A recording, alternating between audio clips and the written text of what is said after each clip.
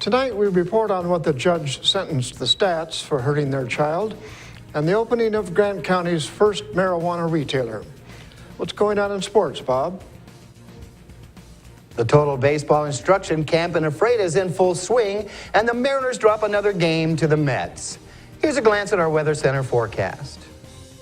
And here in the Weather Department, we watch big storms end, and the heat wave returns. Oh, heat is coming back. All the details coming up. I'm Alan Troop. Stay tuned for all of this and much more on iFIBER 1 News. From the iFIBER 1 HD studio here in the heart of the Columbia Basin, this is iFIBER 1 News. Your #1 source for local news, sports headlines, and our very own Weather Center forecast covering the entire Columbia Basin. This is iFIBER 1 News, and it starts now.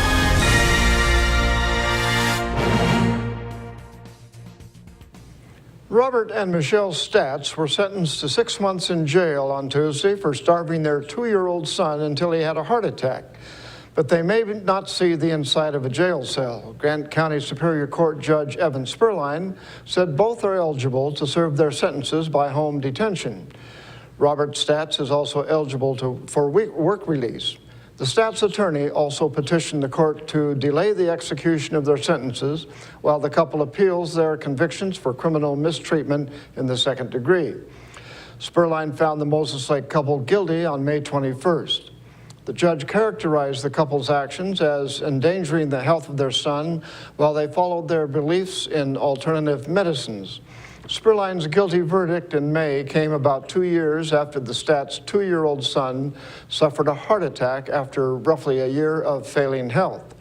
The boy is now 4 years old and suffers from brain damage. Grant County's first legal marijuana retailer opened its doors on Tuesday. Reporter Jeff Chu has the story. History was made Tuesday when Grant County's first legal marijuana retail shop opened in Ephrata. A line of customers waited outside, some for more than an hour. Rick Reimers, owner of High Time Station at 1448 Basin Street Northeast, delayed opening his store since first receiving his state liquor control board license on July 7th. Hampered by the state's marijuana shortage, Reimers finally found a Kitsap County supplier who delivered more than a pound of carefully packaged buds to Reimers' shop on Tuesday. The first legal buyer in Grant County was actually visiting from Florida, but had also bought pot in Colorado shortly after legal sales opened there. Christina Leffler said she felt proud to be buying her first legal weed in Washington State. You feel liberated, you know, a lot of people judge you for smoking marijuana or using marijuana. It feels nice to be out in the open and purchasing it legally. I'm Jeff Chu for iFIBER 1 News. I've been waiting since 1969. Thanks, Jeff. The board for the Moses Lake Irrigation and Rehabilitation District held a special meeting Monday evening to discuss hiring a new general manager. After the executive session, board members were not ready to elect a new general manager, according to Vice Chairman Bill Bailey. Former manager Kurt Carpenter submitted his letter of resignation in late March, citing health and family concerns. Administrative Assistant Julia Smith has been acting as general manager since Carpenter's resignation. Another special meeting is scheduled for Monday, July 28th at 4:30 p.m. in the MLIRD office and is open to the public. The Ephrata Police are closing their office next Wednesday to allow the administration and staff to take part in an accreditation process.